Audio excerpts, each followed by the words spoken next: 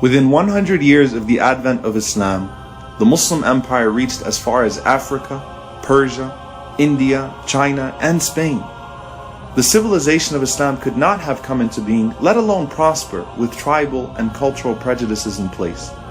And it was the power of the call of the Prophet, peace be upon him, that allowed for a peaceful coexistence in so many parts of the world under the banner of Islam. The historian H.R. Gibb wrote, "No other society has such a record of success, uniting in an equality of status, of opportunity, and of endeavors so many and so various races of mankind.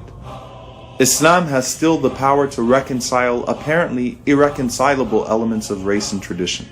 That change, however, didn't come overnight. Rather, it was the culmination of the Prophet, peace be upon him's lifelong effort to abolish tribalism, racism, and classism at every level. Not only did he free slaves, but he honored them and took them to the most noble families of his society, proposing marriage on their behalf.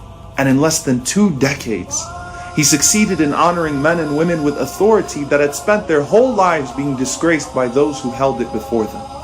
This was 1400 years ago in the desert of Arabia. A far different world than the one we live in today, but in many ways more progressive than ours. And let's face it, we have a lot to learn from them. Because even though we've made much progress over the years, racism still rears its ugly head in today's world far too often. And it's our job to ensure that when it does, we stand firmly against it. Abraham Lincoln said, "Those who deny freedom to others deserve it not for themselves." The Civil War was fought in this country only 150 years ago, as slaves scurrying for freedom were even then pushed to the front lines of battle to die. Though behind the political agendas, few people actually care for them. Brave men and women still manage to stand up and challenge the oppression of man. But breaking the mental shackles wasn't easy. As Harriet Tubman said, "I freed 1,000 slaves, but could have freed 1,000 more if only they knew they were slaves." Nelson Mandela said, "There is no easy walk to freedom anywhere. It requires one not only to be driven to better his own conditions, but to be courageous enough to demand that every man and woman be treated with an equal amount of respect and dignity."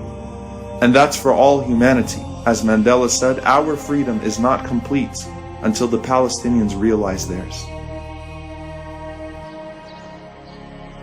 Demanding that freedom doesn't need to come through violence, for in a gentle way you can shake the world, Gandhi said. And this past century has no shortage of anti-racist and anti-colonial movements that did just that. Martin Luther King Jr. said that darkness cannot drive out darkness, only light can do that. Hate cannot drive out hate, only love can do that.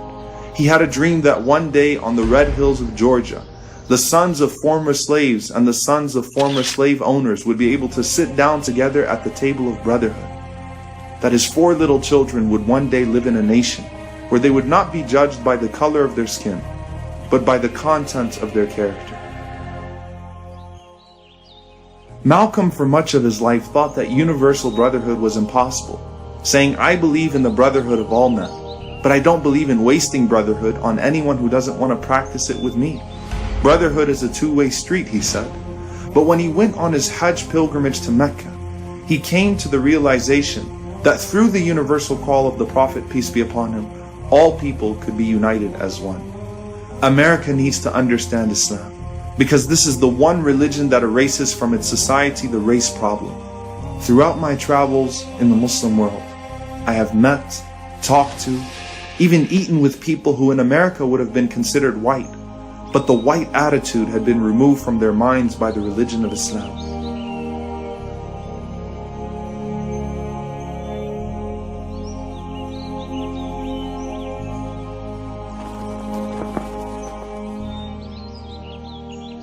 What Malcolm experienced was the power of humility. And that doesn't mean that you think any less of yourself. As Malcolm said, you can't hate the roots of the tree without hating the tree itself. So loving your homeland and origin is necessary. But the root of the problem of racism is that one thinks he's inherently superior to another because of the way he's created. As the first test of a truly great leader is his humility, the Prophet, peace be upon him, was the greatest leader to ever live. For despite his being of the most noble lineage, his rising to become head of state, and the devotion he gained from his followers that no king or ruler had ever experienced, He still chose to live in a humble home, sleep on a straw mat, wear the same clothes, and sit at the same level as his followers, to the extent that a foreign emissary wouldn't be able to tell him apart from his companions. It didn't matter if he was amongst former slaves or leaders. His dream was to see a world where none of that mattered. To realize the dream of Rasulullah, we have to question our own prejudices and take concrete steps to end discrimination at every level. It's easy to read, lecture, and speak about racial equality, but far harder to implement in our daily lives. Yesterday, I was sitting with a longtime friend of mine at the park as we were watching his kids play, and somehow it was revealed that his oldest son was actually an orphan from a neighboring country that he had adopted. I told him I had no idea, and that I admired how he'd always treated him just as well as his other son. He responded by saying he was inspired by the Prophet, peace be upon him, who freed Zayd ibn al-Haritha from slavery and treated him so well that when Zayd's father found him after many years, he still wanted to stay with the Prophet, peace be upon him. The lies which well-meaning zeal has heaped round this man Muhammad are disgraceful to ourselves only. How one man single-handedly could weld warring tribes and wandering Bedouins into a most powerful and civilized nation in less than 2 decades. A silent great soul, one of that who cannot but be earnest. He was to kindle the world. The world's maker had ordered so. Sallallahu alayka ya Rasulullah.